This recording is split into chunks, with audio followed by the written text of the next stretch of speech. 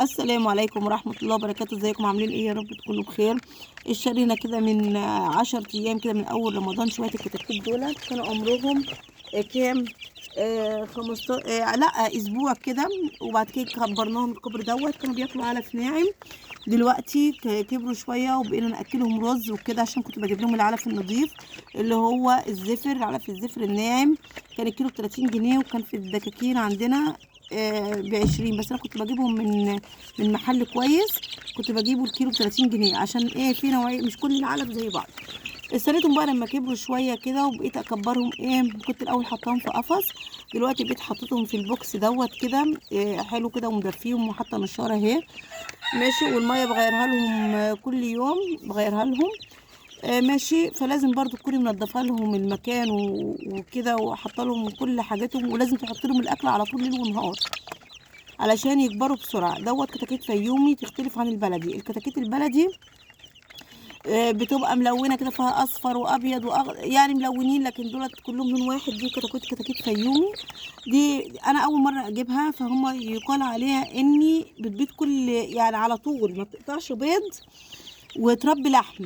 دي بيقول انا اول مره اربيها، فمش عارفه نظامهم ايه. بس اهو ربنا يبارك يا رب ويزيد ويبارك. وقبل كل حاجه نسيت اقول لكم تصلوا على النبي. قبل كل حاجه، اول ما تشوفوا الفيديو بتاعنا صلوا على النبي عليه الصلاه افضل الصلاه والسلام.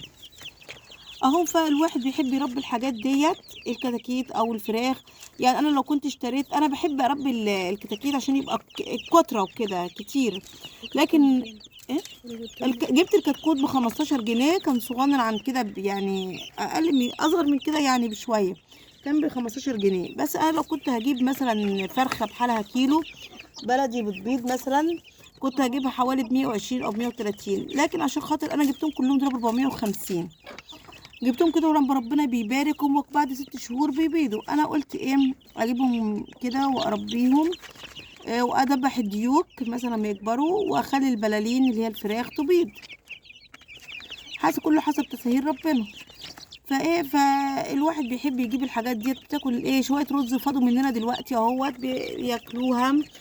شويه لقمه مبلوله بدل ما هترميها برضه ياكلوها كده. وانا كنت جايبه فراخ بلدي وكبروا.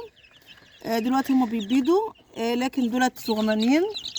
فربنا بس يبارك فيهم يا رب. اهم حاجه لو عجبكم الفيديو متنسوش اللايك والاشتراك وتفعيل الجرس عشان يوصل لكم مننا كل جديد.